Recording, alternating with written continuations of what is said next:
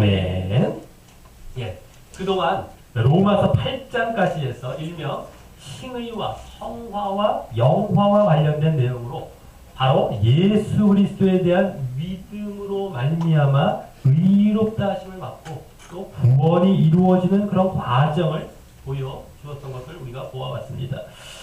그리고 이제 다음 바울 서신서의 구성상 그에 따른 실제적인 삶과 실천에 대해 말씀해야 할 차례인데, 지난주는 그에 앞서 이 9장에서 11장까지 해서 하나의 삽입단락과도 같이 보여지게 될 유대인과 이방인에 대한 하나님의 구원 계획에 관련된 그 첫 본문을 보았었습니다. 그래서 먼저 유대인들을 대상으로 그들이 믿음이 아닌 율법의 행위로 의롭다 하심을 얻으려 하는 사실을 그 배경에 두고, 그러므로 그들이 구원에서 멀어져 있는 상태에 대해 안타까워하며, 그렇다고 그들을 당신 백성 삼으시려는 하나님의 약속의 말씀이 폐해지고 무효화된 것은 아니었다는 것을 밝히는 것을 보았던 것입니다.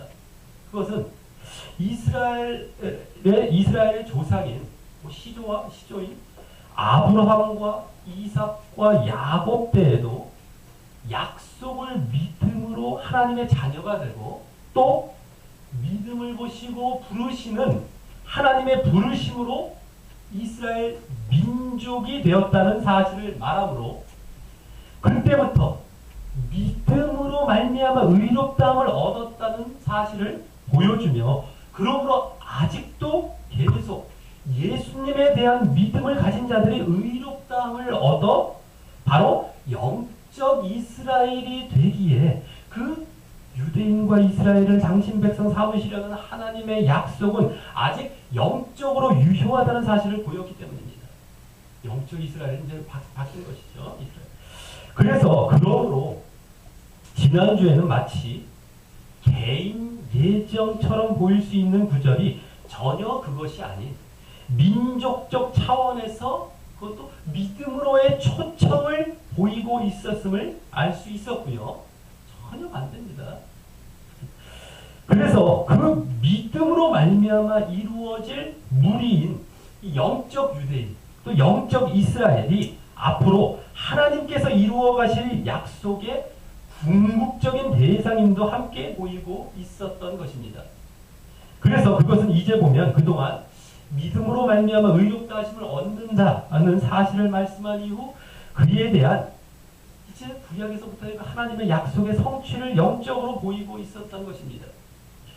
자, 오늘은 이제 그에 이어 계속해서 그와 같이 하나님의 약속의 성취이자 믿음으로 말미암아 이루어질 영적 이스라엘에 대해 더욱 드러내어 보이게 되는 본문입니다.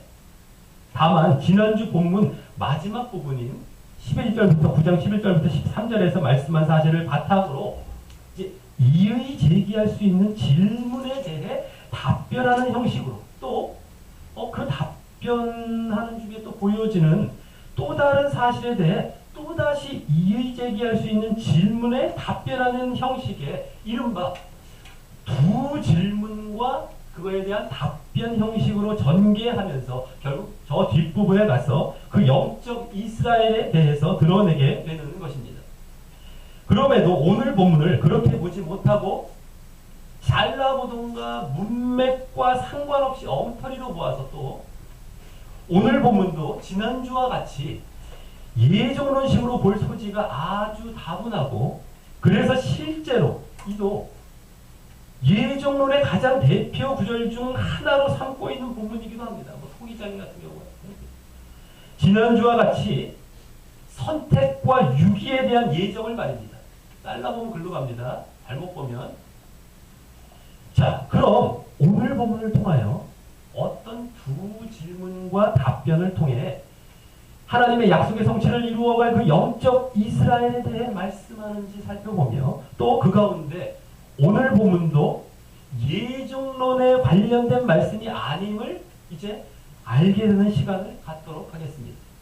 오늘 본문은 앞서 말씀드렸듯이 크게 두 개의 이의 제기하는 질문과 그에 대한 답변, 또 영적 이스라엘에 대해 말하는 부분으로 크게 나눠 볼 수 있습니다. 자, 14절부터 18절까지가 먼저 첫 번째 질문과 답변이 되는 것이고요. 다음 19절부터 23절까지가 두 번째 질문과 답변이고요. 다음 24절에서 마지막 29절까지는 그에 이어 이제 영적 이스라엘에 대해 말하는 부분입니다. 자, 그럼 먼저 14절부터 18절까지의 첫 번째 질문과 답변을 보면 14절에서 그런즉 우리가 무슨 말 하리요? 하나님께 불의가 있느냐라고 이의제기하듯 질문합니다. 자, 지난주 9장 11절부터 13절 그 마지막 부분 말씀을 두고 하는 말입니다. 자, 이 질문은 바울 사도가 마치 유대인들을 비롯하여 사람들이 그것을 보고 할 수 있는 질문을 가정하여 질문한 것입니다. 그래서 이와 같이 가정하여 질문하고 답변하는 모습은 마치 전에 3장에서 이면적 유대인이 유대인이다라는 말에 이어서 그럼 유대인의 나음이 무엇이냐? 율법까지 받은 하나님께로부터 율법까지 받은 유대인이 표면적 유대인이 아니라 이면적 유대인, 영적 이스라엘 유대인이라고 얘기하면 진짜 유대인들은 뭐냐? 라는 질문을 시작으로 네 가지 예상할 수 있는 그때도 질문과 답변을 바울 사도가 직접 한 것과 닮아 있습니다. 그때도 그와 같이 이면적 유대인, 즉 영적 이스라엘에 대해 말씀하고 난 다음에 그와 같이 예상할 수 있는 질문을 가정하고 또 답변했다면 여기서도 그와 같이 지난주 그 영적 이스라엘과 관련하여 말씀하고 난 다음에 이와 같이 예상할 수 있는 질문을 가정하면서 또 그에 대해 답변도 하게 되는 것입니다.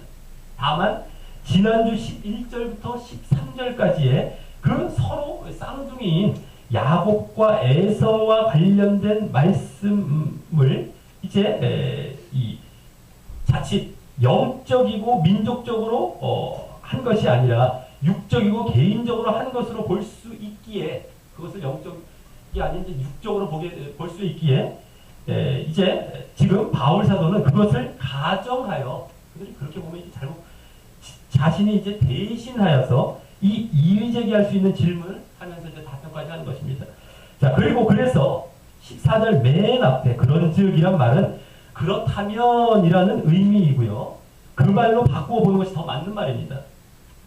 그래서 만약 그런즉 이렇게 보면 어떻게 돼요? 우리말식으로 그렇다면 의미도 담길 수가 있지만 자칫 우리가 흔히 쓰는 말로 보면은 앞에 말에 대한 결론식으로 쓴 말처럼 보이죠. 그것이 아니라 가정하는 말. 그렇다면 그것을 보고 그렇다면 이겁니다.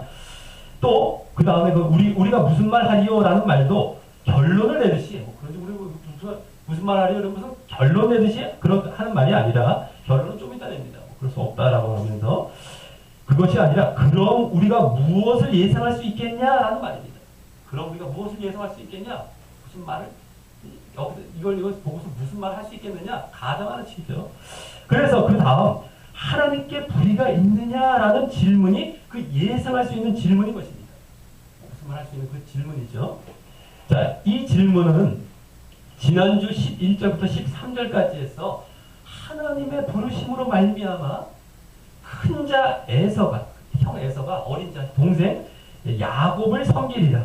내가 야곱은 사랑하고 에서는 미워하였다라고 했던 말씀을 혹 영적이고 민족적으로 보지 못하고 육적이고 개인적으로 봄으로 그것이 불의, 즉 불의는 여기 불공평입니다. 불공평해 보일 수 있을 것을 가정하여 하는 질문인 것입니다.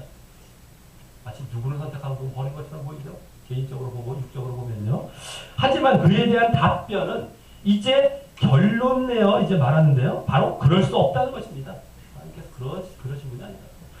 그리고 그에 대한 이유를 15절과 17절 17절 맨 앞에 각각 왜냐하면 이란 말이 생략되어 15절부터 18절까지 해서 이제 말씀합니다. 먼저 15절은 출애굽기 33장에 나오는 하나님께서 모세에게 이르셨던 말씀을 인용한 말씀입니다. 거기 내가 긍휼히 여길 자를 긍휼히 여기고 불쌍히 여길 자를 불쌍히 여기리라 하셨다고 말입니다. 그리고 이어 16절에서 그런즉 말씀을 잘 보셔야 됩니다. 16절에서 그런즉 원하는 자로 말미암음도 아니요 다른 박질하는 자로 말미암음도 아니요 오직 긍휼히 여기시는 하나님으로 말미암음이니라 라고 말씀하며 자기가 원한다고, 즉 이 말은 더 정확히 말해서 자기가 결정하고 자기가 선택한다고, 또 다른 박질과 같이, 여기 다른 박질한다는 말과 같이 자기가 노력했다고, 자기가 어떤 막 뛰고 막 노력했다고 되는 것이 아니고 불쌍히 여기고 긍휼히 여기시는 하나님으로 말미암아 이게 불쌍히 여겨지고 긍휼히 여겨진다고 하는 것입니다. 자, 그럼 이 말은 무슨 말일까요? 지금 하나님께서 불의하고 불공평하시지 않다고 말하려고 하는 데서 오히려 계속 잘못 보면 하나님의 선택과 결정에 의해 어떤 사람만 긍휼히 여겨지는 것 같이 말씀하여 하나님께서 계속 불공평하신 것 같은 말씀을 하고 있는 말입니다. 자, 그래서 이 모순 때 보이는 답변을 해결하려면요, 그 제대로 알려면요, 이 15절 말씀이 인용된 출애굽기의 배경을 보아야 합니다. 그래서 이게 지금 어떤 의미로 쓴 말인지 알아야 되는 겁니다. 자기 그것만 딱 보고 자기 마음대로 생각하면 안 됩니다. 오늘 말씀 항상. 자, 그 말씀은요, 출애굽기 33장 19절 말씀인데요. 인용된 말씀이 33장 19절. 네, 하나님께서 그 말씀을 어떤 배경 가운데 하신 것이냐면, 모세가 시내산에서 율법을 받는 동안, 이제 율법을 이제 처음 받을 때, 그때 이제 산 아래에서, 시내산 아래에서는 이스라엘 백성이 금송아지 우상을 만들어 숭배하는 그 큰 죄를 범함으로 하나님께로부터 결국 이제 징벌을 받고요. 또 그에 대해 이제 모세가 마치 지난주 9장 3절의 바울의 모습과도 닮은 그들의 속죄를 위해 자기 이름을 생명책에서 지워달라고까지 하며 중보기도 하자 하나님께서 결국 용서는 하셨지만 내가 그들과 함께 가나안 땅으로 가지 않겠다. 내가 도중에 그들을 없애버릴 수 있기 때문이다 라고 여전히 진노를 표시하시고, 이제 모세가 다시 주께서 친히 가지 아니하시려거든 우리를 이곳에서 그리 올려보내지 마옵소서. 나와 주의 백성이 주의 목전에 은총 입은 줄을 무엇으로 알리까? 라고 이제 하면서 또 기도하자. 결국 하나님께서 그걸 듣고 허락하시며 너는 내 목전에 은총을 입고, 뭐 나와 내 이스라엘이라고 했는데 너라고 이제 얘기하잖아요. 너는 내 목전에 은총을 입었고 내가 이름으로도 너를 알미니라 라고 하시면서 하셨고요. 이에 모세가 그럼 어떤 응답으로서 주의 영광을 내게 보여주시옵소서 라고 요청하자 그것도 이제 응답을 하시면서 당신의 선하시고 거룩한 형상을 얼굴로는 아니고 이제 등으로 이제 보이실 것을 허락하시면서 하셨던 말씀이 바로 이 말씀이었던 것입니다. 배경을 이제 알고 보니까 전혀 다른 말씀이 들어오죠. 자, 그래서 이 말씀은 이스라엘 백성은 범죄했지만 그것을 대신 회개하며 또 하나님의 마음을 헤아리며 하나님과의 또 바른 관계 가운데 기도했던 모세에게 이 기도 응답을 하며 했던 말씀으로 바로 모세의 믿음을 배경으로 모세에게 했던 말씀이었습니다. 모세의 믿음을 배경으로. 항상 믿음이 밑에 깔려 있습니다, 지금.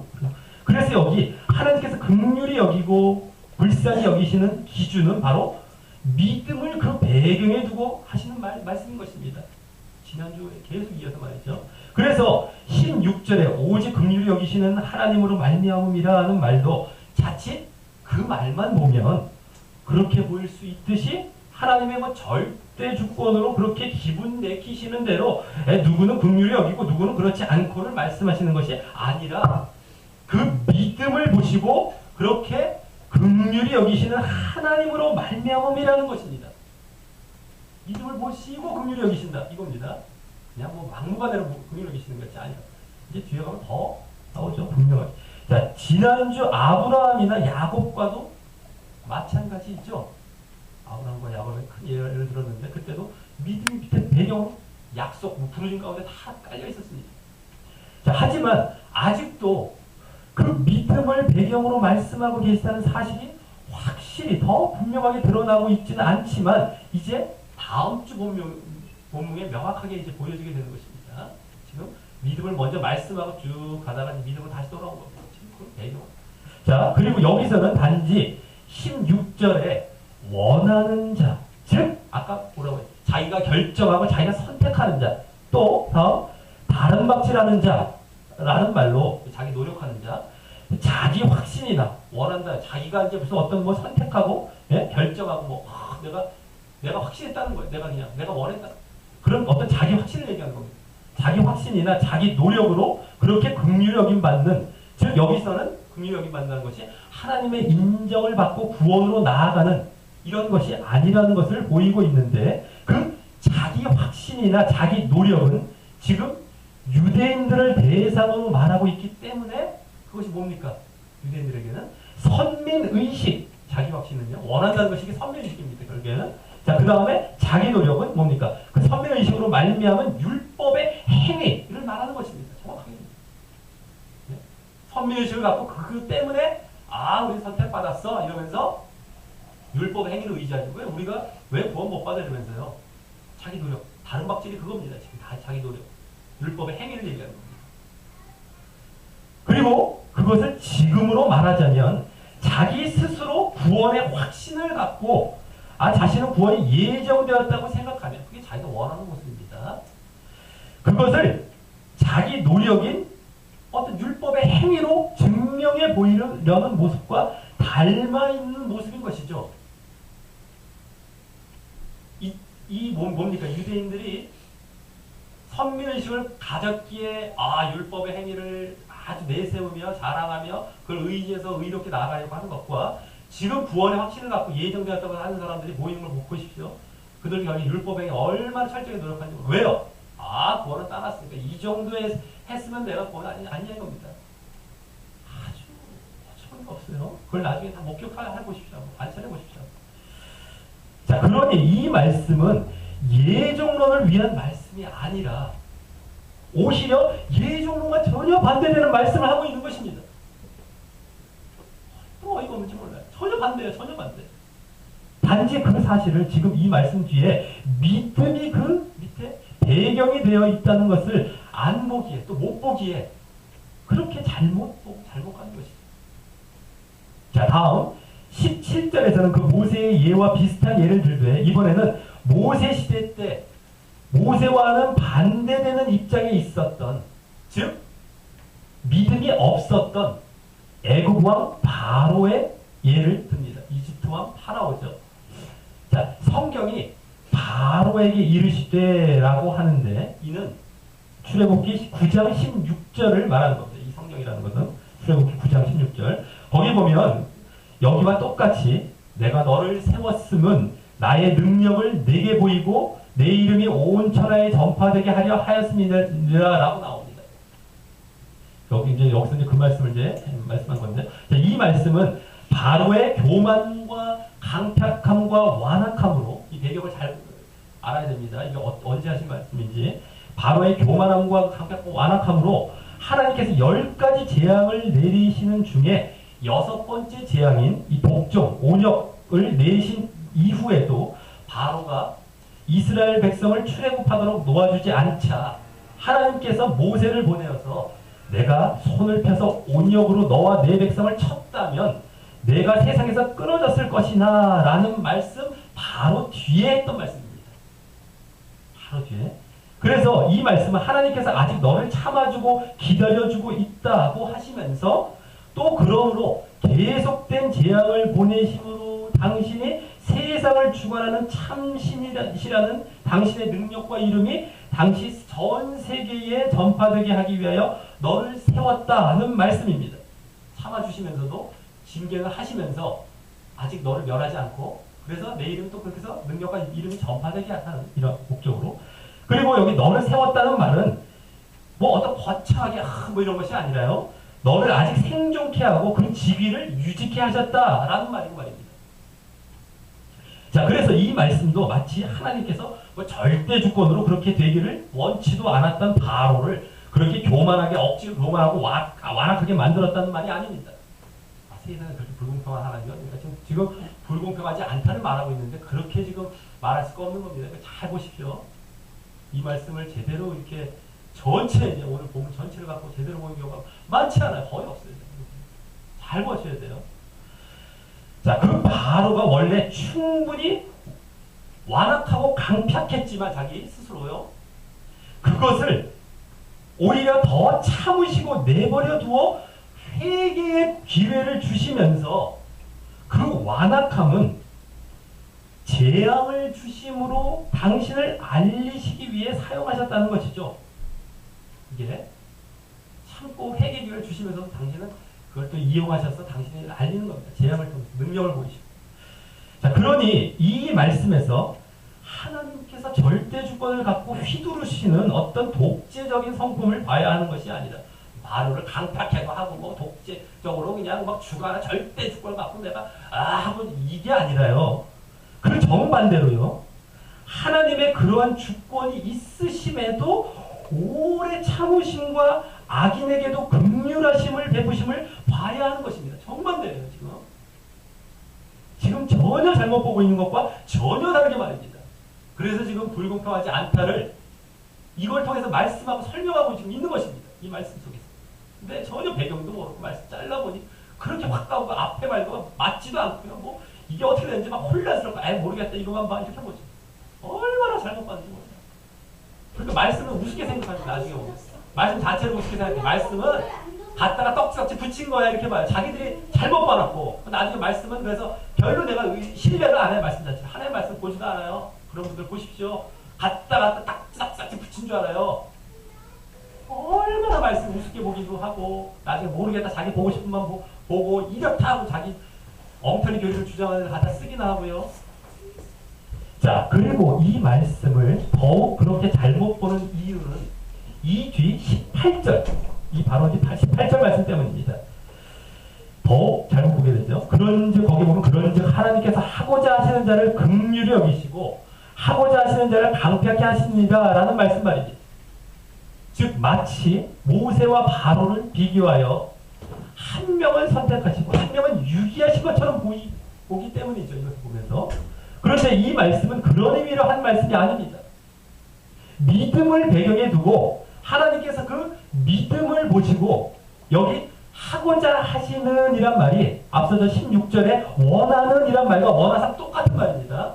잘 봐야 됩니다. 또 똑같은 말인데 그때에 거기서 이제 나왔던 사람이 아니에요. 그때는 사람 자기가 원하는 자기가 어떤 결정하고 선택하는 이러한 것이 아닌 여기에 하나님께서 그와 같이 그 믿음으로 인해 원하시고 결정하시고 선택하시는 그러한 자가 긍휼히 여김받고 또 믿음이 없음을 보시고 그렇게 원하고 결정하고 선택하시는 그러한 자가 강팍해 되게 내버려 두어지게 되고 또 그에게는 거기서 끝나는 것이 아니라 앞서 아까 바로에 의해서 봤듯이 회개의 기회가 주어진다라는 가운데 하는 말인 것입니다. 그리고 그 하나님께서 보시는 믿음이 아닌 하나님께서 보시는 그 믿음이 아닌 사람의 어떤 뭐 자기의 결정이나 노력에 의한 그러한 율법의 행위로 이와 같이 결정되는 것이 아니라 말입니다. 이걸 지금 얘기하는 것이죠. 그래서 여기서는 하나님은 고정해놓고 하나님 다 고정해놓고 뭐 긍휼과 강팍 그리고 뭐 선택과 유기를 대조하여 말씀하는 것이 아니라 긍휼 뭐 강팍도 뭐 선택과 유기라는 말과도 상관도 없을 텐데 그렇게만 봐도요. 거기 다 선택과 유기를 또 갖다 붙이죠.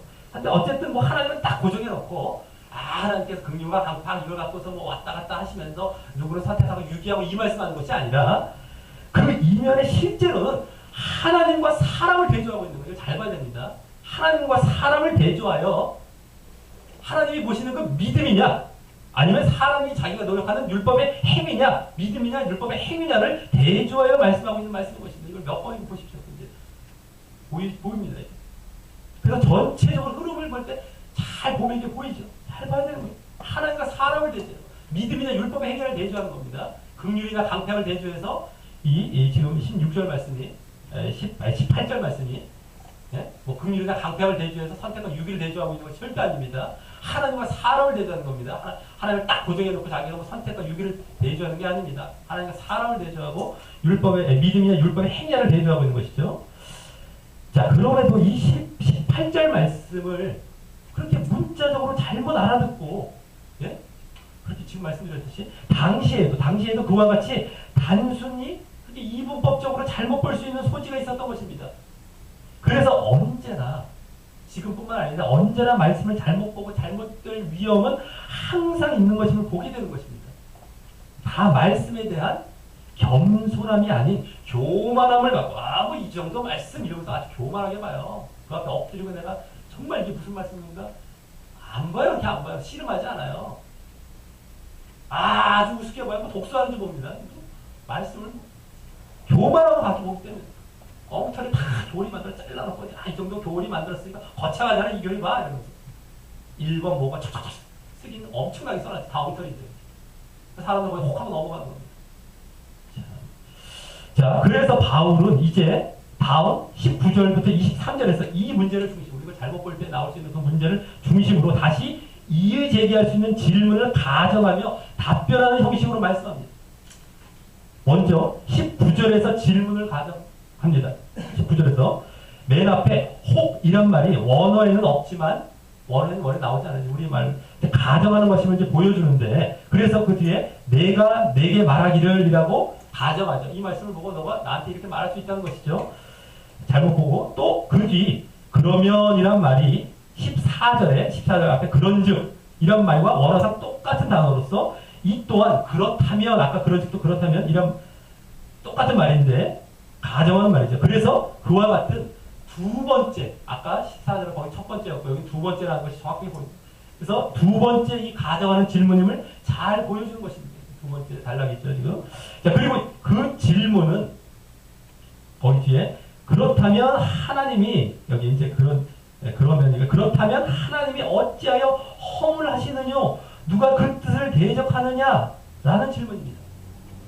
18절을 아까 18절을 예정론적으로 볼 때 제기할 수 있는 질문이죠. 그래서 누가 그 뜻을 대적하느냐라고 하나님의 주권을 나타내는 말을 거기 한 겁니다. 그 뜻을 하는 주권. 하나님께서 이 주권이라는 건 자기가 주관하시고 주인 하신다는 것이죠. 자, 하나님께서 누군가를 강팍해 하셨으니까 그가 악한데 그럼 그를 왜 여기 허물을 하신다는 것처럼 결정을 찾고 나무라고 정죄해서 그렇게 할 수 있느냐? 그건 잘못이 없지 않냐? 하나님께서 그 강팍하신 거 아니냐? 누가 그 뜻을 대적하느냐? 라고 하는 질문입니다. 그걸 보고서요. 예정론적으로 보고서요. 자, 그에 대해 20절과 21절에서 먼저 1차적으로 답변합니다. 여기서는 일단 이 사람아 내가 위기에 감히 하나님을 힐문 즉 여기 힐문이라는 건 논박하느냐라고 하면서 또 지음을 받은 물건이 지은 자에게 어찌 나를 이같이 만들었느냐고 말하겠느냐며 이 하나님을 토기장이로 또 이제 비유하여 토기장이가 진흙 한 덩이로 하나는 귀 있을 그릇을 하나는 천 있을 것을 만드는 번이 없느냐고 합니다. 자, 이 대답은 일단 19절에서 하나님의 주권과 관련하여 질문했기에 그와 같이 그 하나님의 주권에 맞춰 대답하는 것입니다. 일단 하나님께서는 당신의 주권으로 이렇게 하실 수도 또 저렇게 하실 수도 있다고 말입니다.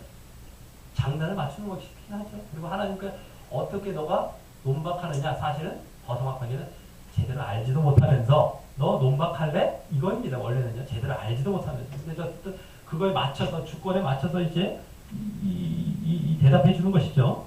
그리고 그렇다 하더라도 하나님께서 이렇게 할 수도 있고 저렇게 할 수도 있는데 그렇다 하더라도 지음받은 자가 하나님께 아무 말 할 수 없다고 말입니다. 그런데 지금 바울 사도는 이 답변을 주된 답변으로 말하려고 하는 것이 아닙니다.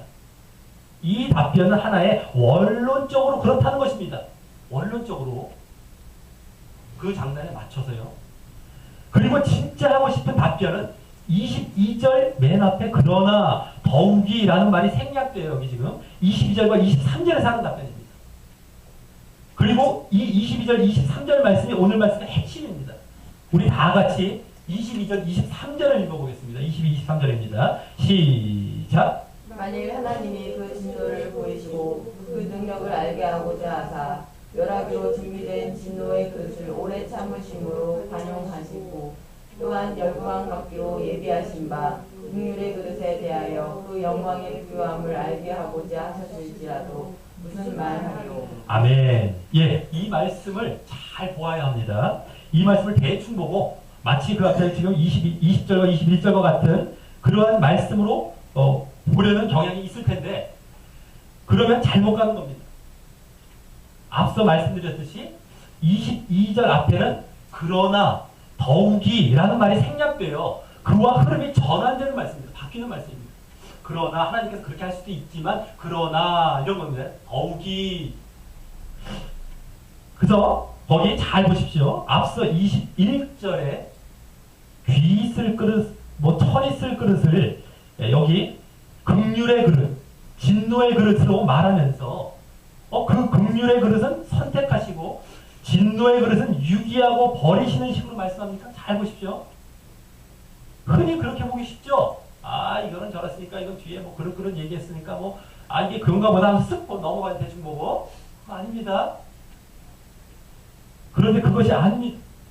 22절은 먼저 잘 보십시오. 22절은 하나님께서 진노를 보이시고 그 능력을 알게 하고자 하사라고 하는데 여기 하사라는 말은 더 정확히 하면서 즉 하면서도라는 말로 우리말 성경처럼 하사 이러면 어떻게 돼요? 하기 위하여라는 어감이 아니라 하면서도 동시에라는 의미입니다. 원래 하면서도 동시에. 그래서 번역본에 따라서 그렇게 번역된 성경도 많이 있죠. 하사라고 봐도 볼 수 있어요. 크게 의미는 알 수 있지만 그래서 더 정확한 의미를 알려면 하면서도라고 보는 게 더 정확한 겁니다. 지금.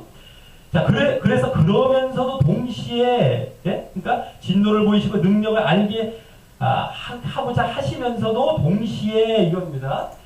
그 다음 멸하기로 준비된 진노의 그릇을 오래 참으심으로 관용하시고 라고 하는데 여기 멸하기로 준비된 진노의 그릇은 어떤 준비됐다고 하는 것은 예정에 의해 그렇게 준비되었다는 것이 아니라 그의 불신앙과 죄로 인해 그대로 가다가는 결국 하나님의 진노를 받아 멸망으로 나아가게 되어 있는 자들을 이렇게 말하는 것입니다.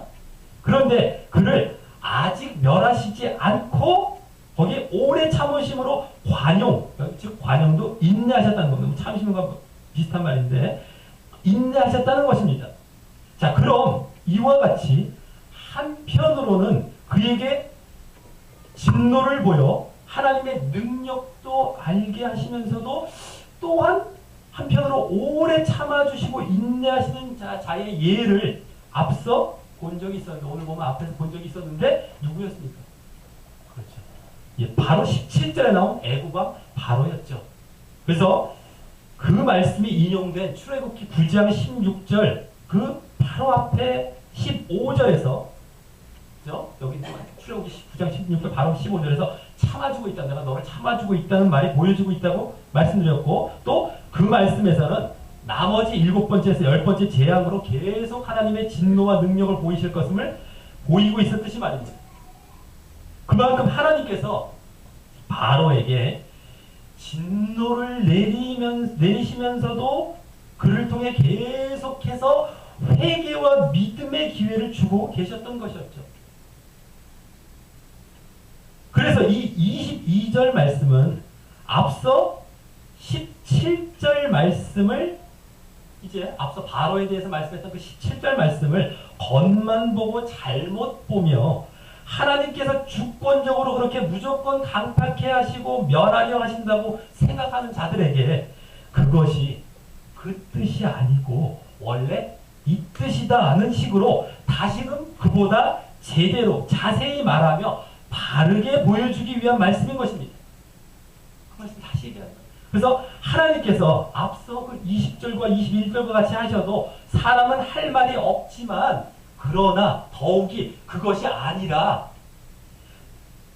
만약 하나님께서 원래 이러하려 하신 것이라면 원래 그게 이 의미를 갖고 있는 것이라면 너 무슨 말 할래? 너가 지금 잘못 보고 있는 것이거든 이겁니다. 무슨 말 할래라는 말입니다. 그러니까 무슨 말 할래라는 말은 저 23절 그 뒤에 23절 저 뒤에 편에 나오는데 여기 22절부터 그 말이 해당이 되는 겁니다. 같이 지금 문법상 같이 지금 무슨 말 할래? 23절 또 이제 나오죠. 또 이어 23절에서는 전혀 여기서 어떻습니까? 뭐 진노에 그러니까 아까 뭐 뭡니까? 뭐 천이 쓸 그릇 귀 쓸 그릇 해갖고 천이 쓸 그릇에서 뭐 멸망시킨다 이 말 전혀 나오지 않아요. 오히려 그걸 참아주고 있다. 그걸 제대로 말해주고 있어요 지금. 자, 또 이어 23절에서는 이게 얼마나 잘못 보는 겁니까? 앞에 이게 얘기했으니까 뒤에도 그 얘기했을 것이냐 아니냐 전혀 잘못된 얘기예요. 그러니까 이걸 얼마나 말씀을 대충 보고 자기 마음대로 아까 21절에 나오는 귀 있을 그릇 천 있을 그릇 여기 긍휼히 뭐 저기 해갖고 뭐 멸망시킨 얘기 나오지 않아요 지금. 오래 참아주고 지금 용납하신다는 얘기 나오고 있죠. 전혀 잘못돼요. 전혀 반대인 겁니다. 멸망이 아니라 참아준다는 완전 반대니까요. 자, 또 이어 23절에서는 또한이란 말과 함께 그와 같은 분위기의 말을 이어가는데 이번에는 긍휼의 그릇들에 대해서 말합니다. 여기 그릇이라는 건 다 그릇들입니다. 원래 복수형이죠. 근데 이제 물론 단수식으로 이제 이렇게 예를 들고 있지만은 자, 이 그릇도 여기 영광 받도록 예비하신 바라는 말은 그렇게 예정하셨다는 것이 아니라 그의 믿음과 의로 인해 결국 그대로 가면 하나님의 긍휼을 받아 구원이라는 영광을 받게 되어 있는 것을 말하는 것입니다. 그리고 그 긍휼의 그릇에 대해서는 영광 받기로 예비하신 긍휼의 그릇에 대해서는 그 영광의 부요함을 알게 하고자 하셨다고 합니다. 누구에게 그렇게 알게 하고자 하셨다는 겁니까? 앞에 22절에서 그 능력도 결국 누구에게 알게 하셨다는 결국 17절 말씀을 함께 볼 때 온 땅과 전 세계 만민들에게 알게 하고자 하신 것이었던 것처럼 이 또한 그런 것입니다. 온 사람들에게. 자, 그럼 이번에는 어떻게 하심으로 말입니까? 이번 긍휼의 그릇은 앞서 15절에 모세의 예와 이어짐을 볼 수 있는데요. 아까는 바로의 예였다면 여기 모세의 15절에 그래서 그의 믿음을 보시고 긍휼히 여기심으로 말미암아 말입니다. 그의 믿음을 보시고 긍휼히 여기셨죠. 그리고 긍휼히 여기심은 앞서 모세의 경우는 하나님께서 그의 이 주의 영광을 보여달라는 기도를 응답하시고 당신의 영광을 얼굴은 아니지만 등으로 또 보여주신 것처럼 이 기도의 응답과 당신의 임재로 표현되는 것입니다. 이 긍휼의 여기심은요. 자, 그리고 이를 보면 이 말씀도 앞서 22절처럼 15절 말씀, 여기서 이제 모세의 15절 말씀을 제대로 자세히 말하고 있는 것입니다. 그래서 원래 이러한 것이었다면 이런 의미였다면 무슨 말 할래? 라는 의미로 말이죠. 그러니까 이것은 다 지금 아까 모세와 바로의 예를 22, 23절 다시금 제대로 말해주고 있다라고 하는 것이죠. 그래서 이 22절, 23절 말씀은 19절에 하나님의 주권과 관련하여 이해 제기할 수 있는 그런 잘못된 질문에 대해서 이 잘못된 할 수 있는 질문에 대해서 하나님께서 일단 20절과 21절처럼 당신의 주권식으로 하실 수도 있지만 전혀 그렇게 하시지 않고 더욱이 이와 같이 진노의 그릇에게는 오래 참고 인내하시어 회개의 기회를 주시며 또 당신의 능력도 나타내시고요. 또 긍휼의 그릇에게는 기도의 응답과 당신의 임재로 긍휼과 은총을 베푸시며 이 긍휼이라는 은총이란 말이 원래 출애굽기에 나와 있죠. 그렇게 번역에 나와 있죠. 은총을 베푸시며 또 그때 당신의 영광을 나타내시는데 너가 무슨 말을 할 것이며 또 감히 하나님을 신문하며 논박할 수 있겠냐는 것입니다. 제대로 알고 보면 그것이 아닌데 즉 하나님을 잘못 알거나 이론식으로 아는 것과 달리 실제로는 누구에게나 기다려 주시거나 즉 회개하고 믿음을 갖기를 기다려 주시거나 또 응답하시며 즉 뭡니까? 긍휼의 그릇에게는 믿음에 응답하시는 것이 다 믿음이 배겨 있습니다. 믿음을 갖기를 기다려 주시고 진노의 그릇은 긍휼에서 믿음에 응답하시며 이 선한 모습을 보이고 계신단 말입니다. 멸한 것이 없습니다. 오히려 참고 기다려주고 끝까지 기회를 주시는 거예요. 믿음으로 돌아오라. 전혀 뭐 독재자처럼 휘두르는 모습이 전혀 반대예요. 자, 그러면서 다음 24절부터 마지막 29절까지는 그에 이어 그 긍휼의 그릇이 누구인지 말씀하며 오늘도 드디어 영적 이스라엘에 대해 말씀합니다. 여기서 오늘 본문이 예정론이 아닌 믿음을 그 바탕에 두고 말씀해 왔던 것임을 더 잘 보여지게 됩니다. 더 잘 보게 됩니다. 먼저 24절에 이 그릇, 즉 긍휼의 그릇이 우리라고 하면서 그에 대해 곧이란 말로 보충 설명하는데 바로 유대인 중에서 뿐만 아니라 이방인 중에서도 부르신 자라고 하는 데서 이제 보여집니다. 그 믿음이. 자, 앞서 원래 그릇은 그릇들로 복수 단어였기에 이제 여기 우리를 말하며 지난주와 같이 이제 원래 말하려 했던 민족적 차원으로 넘어갑니다. 그리고 여기 부르심이란 말이 지난주에 이어 또 나오는데요. 야곱의 경우 나왔죠. 부르심. 이는 3주 전부터 계속 보아왔듯이 하나님께서 믿음을 보시고 부르셨다는 말이죠. 계속 우리가 구원의 과정 보는 것부터 쭉쭉 보아왔듯이 계속 부르심이 나왔습니다. 믿음을 보고 부르셨다는 말이에요.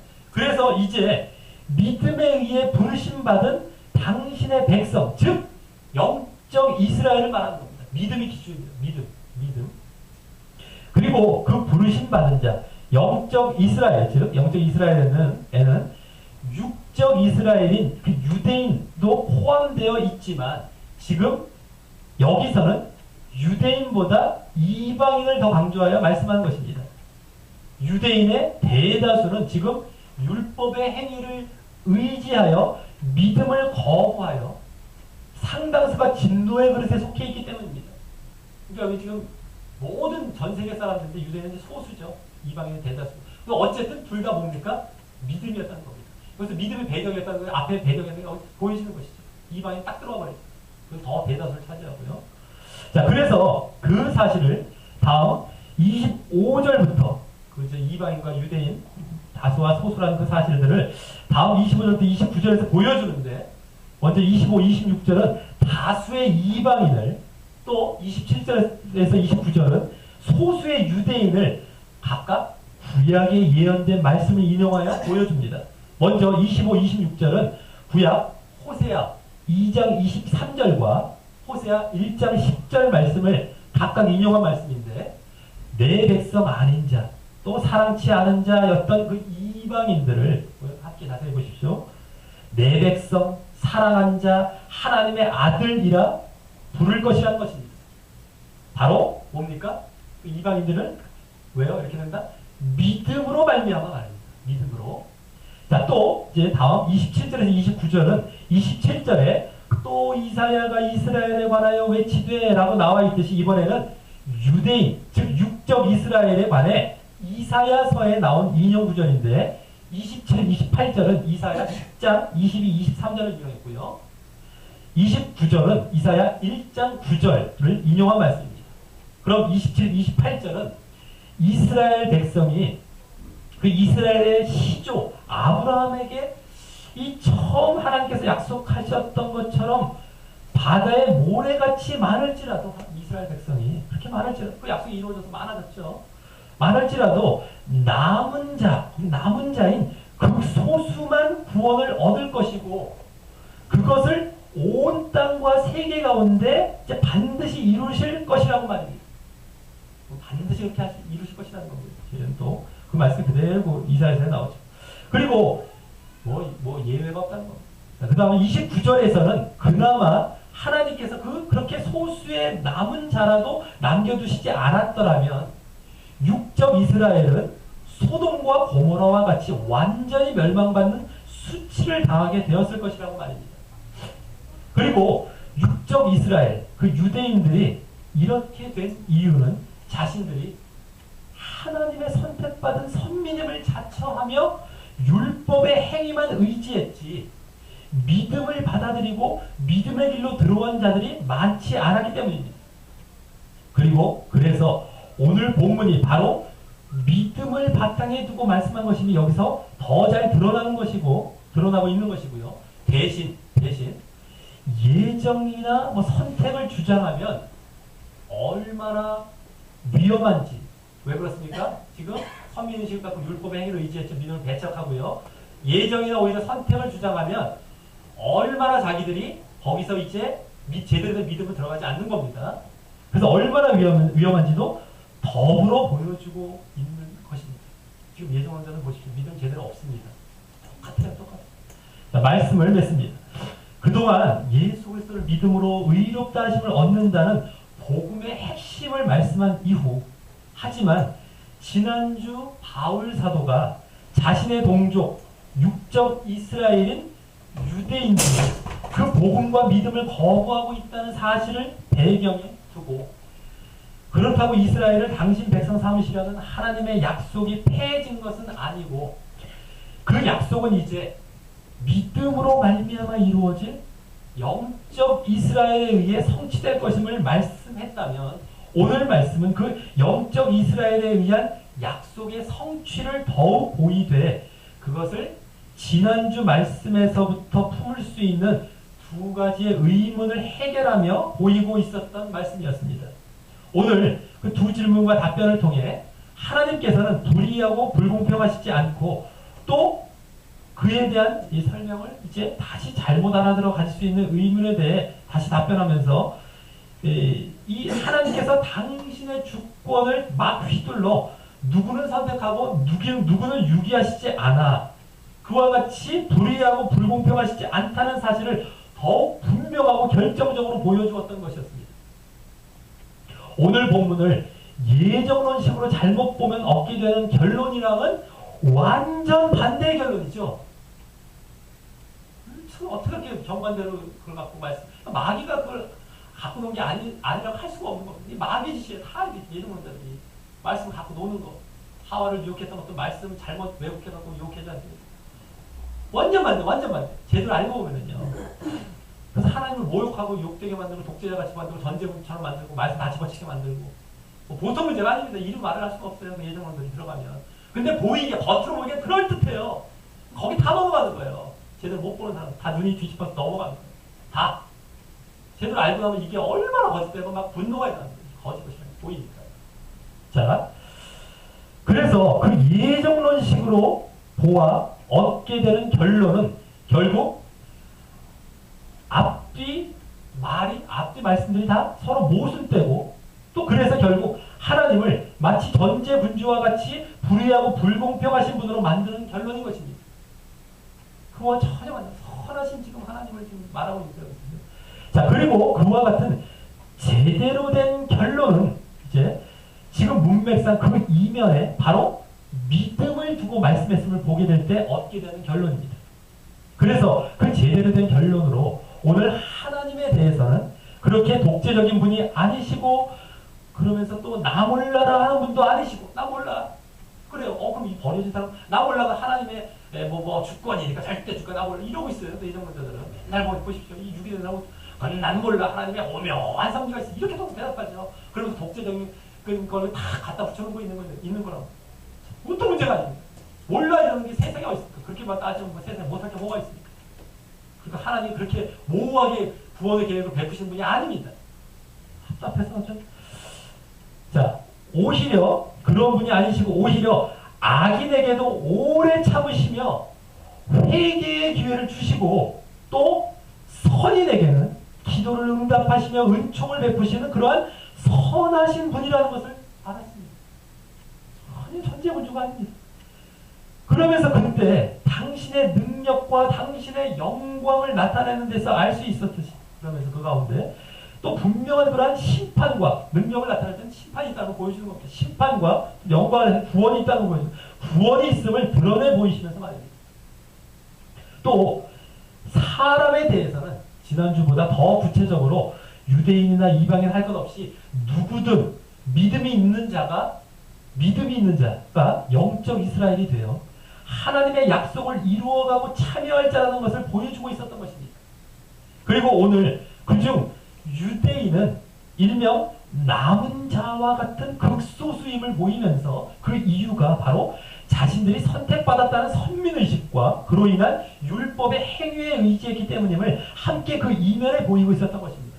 이미 저 앞에서 이미 다 말씀드렸던 것이지만 말이죠. 그래서 여기서도 보이고 있었던 이면에 유대인의 남은 자, 이제 남은 자에 대해서 유대인도 완전히 버리는 건 아니죠. 그들도 믿음을 받아들인 자가 있었습니다. 그래서 그들 중에서 다시 돌아올 자들이 있어요. 그들 저 뒤에 11장에서 이제 더 자세하게 그것을 말씀합니다. 원가지들 그러면서. 자, 그런데 문제는 그 유대인들이 오늘 바울 사도가 그들을 의식하며 잘못 본 것을 의식해서 가정하며 하여 던진 두 질문과 같이 그와 같은 선민 사상에 빠져 말씀을 잘못 보고 잘못 알아들음으로 인해 그와 같은 결과를 자처했다는 것입니다. 이는 오늘날 예정론자들의 모습과 꼭 닮아 있습니다. 그들도 선택의식, 예정의식을 갖고 말씀을 전혀 잘못 보고 있기 때문입니다. 그래서 그들은 영을 쫓아 죄를 짓지 않으며 고난도 인내하는 이러한 이 앞에 보였던 진정한 믿음을 갖지 못하고 아주 편안한 마음으로 오히려 자신들이 싫어한다고 말하는 행위를 의지하는 모습을 보이고 있습니다. 아, 우리 모험 받았어 하면서 그것이 이제 행위를 의지하는 쭉 가요. 그런 진정한 내면의 싸움, 막 내면한테 죄를 갖고 이런 것이 없이 그냥 그래서 겉으로 이제 쫙 행위 넘어가 자기들이 싫어한다고 말하는 그 율법을 자기들이 행하게 된다. 보십시오. 그러니 지금도 자신은 영적 이스라엘이라고 주장하는 신자들 중에서도 이제 믿음 안에 들어와서 영적 이스라엘이라고 이제 하는 그런 신자들 중에서도 이제 또 진정한 믿음을 갖고 있는 그런 남은 자와 같은 극소수만이 진정 구원으로 나아가고 있는 실정인 것입니다. 영적 이스라엘 중에서도 이제 자기들이 주장하는 것이죠. 이렇게 그 중에서도 극소수입니다. 남은 자. 자, 이와 관련된 내용도 이제 11장에서 말씀하게 됩니다. 너희들 했다고 조심해야 돼 이렇게. 그거 다 아니야 이러면서. 자, 우리 모두 늘 하나님의 선하심, 그 반응하고 또 예정론을 조심하며 진정한 믿음으로 진정한 영적 이스라엘과 남은 자가 되어서 진정한 구원에 들어가시는 자 되시기를 주님의 이름으로 간절히 축원합니다.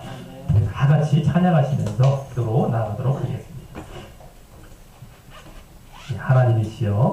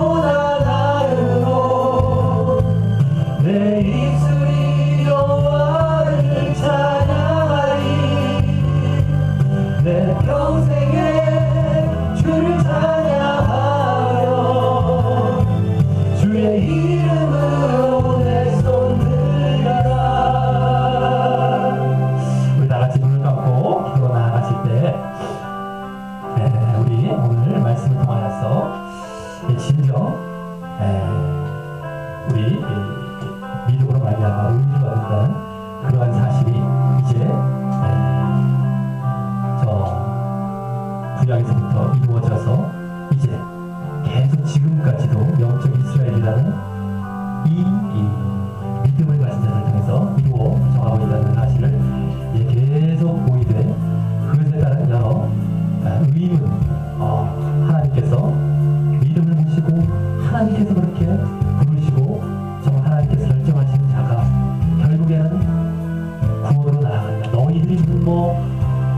숙명심을 갖고 확신을 갖고 구원의 확신을 갖는다는 것도 너희들이 어떤 율법의 행위를 의지한다고 하는 것이 아니라 이렇게 하나님께서 믿음을 보시고 그 선택하는 자가 바로 구원으로 나아간다.